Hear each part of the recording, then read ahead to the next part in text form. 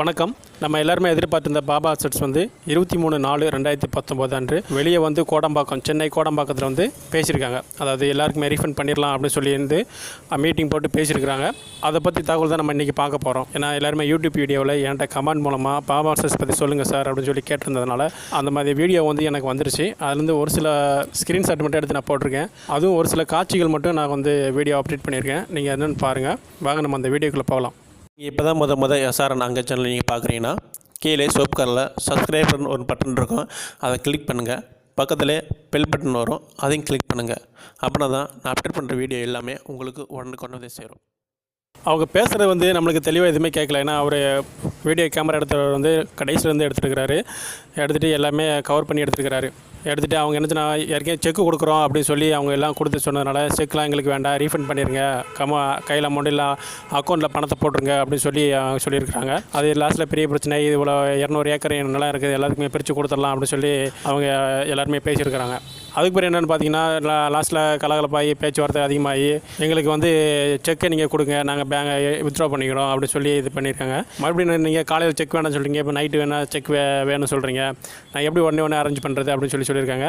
அதில் எல்லா ப்ரூஃபும் எல்லாம் காட்டி நாங்கள் இந்த மாதிரி 200 ஏக்கர் நிலம் வச்சுருக்கிறோம், அதை நான் எங்களாட்ட உங்களுக்கு அப்படியே ரீஃபண்ட் பண்ணிடுவோம் அப்படின்னு சொல்லி நிறையா பேசியிருக்கிறாங்க.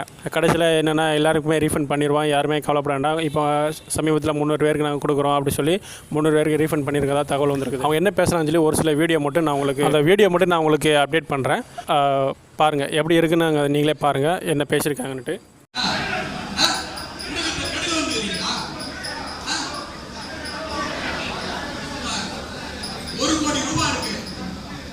எழுதி பேர் இருக்கு, கொடுக்க வாடான்ட்டீங்க. 300 பேருக்கு கீழே கொடுங்கன்றீங்க. ஒத்துனாச்சு, அதுக்கும் ஒத்துனாச்சு. அவனை வேலை செய்ய விடுப்பா. உன் சகோதரன் கூலிக்காராவன் ஓனர் அடி கட்டி போட்டு உனக்கு நிரப்பா கம்ப்ளைண்ட் போட்டு ஜெயிலில் அனுப்ப. அவனை பிடிச்சிங்க போட்டா பாப்பா அவங்க அம்மானு கேட்டுக்கிட்ட அவன் என்ன பண்ணுவாங்க சொல்ல. அவனே கேட்குறீங்க, ஓனர் கேளுங்க.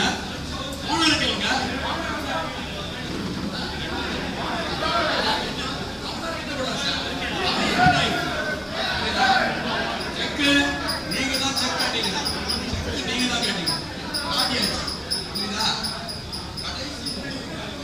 அவன் நாளைக்கு போடுறேன். காலையில நம்மள ஒருத்தர் தான் செக்கு வேணும், இன்னைக்கு ட்ரான்ஸ்ஃபர் பண்ணுங்க, நம்மளே தான் சொன்னோம். இப்ப நமக்கு என்ன வேணுமோ, நம்ம என்ன கேட்கிறோமோ அதை செய்வாங்க.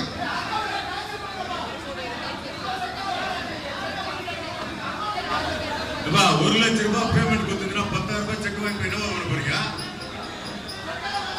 அதுதானே காலைல செக் வேணாம்னு சொன்னது. திருப்பி செக் கொடுன்றீங்க.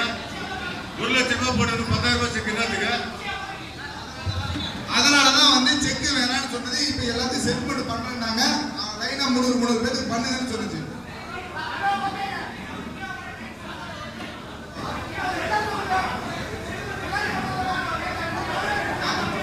யார உட்காந்து நம்ம என்ன பண்ணுவோம்? சார் நம்மள மாதிரி ஒரு ஸ்டாஃப் இருக்குங்களா? இதெல்லாம் நமக்கு என்ன நடக்கணுமோ அதெல்லாம் நடக்கும்.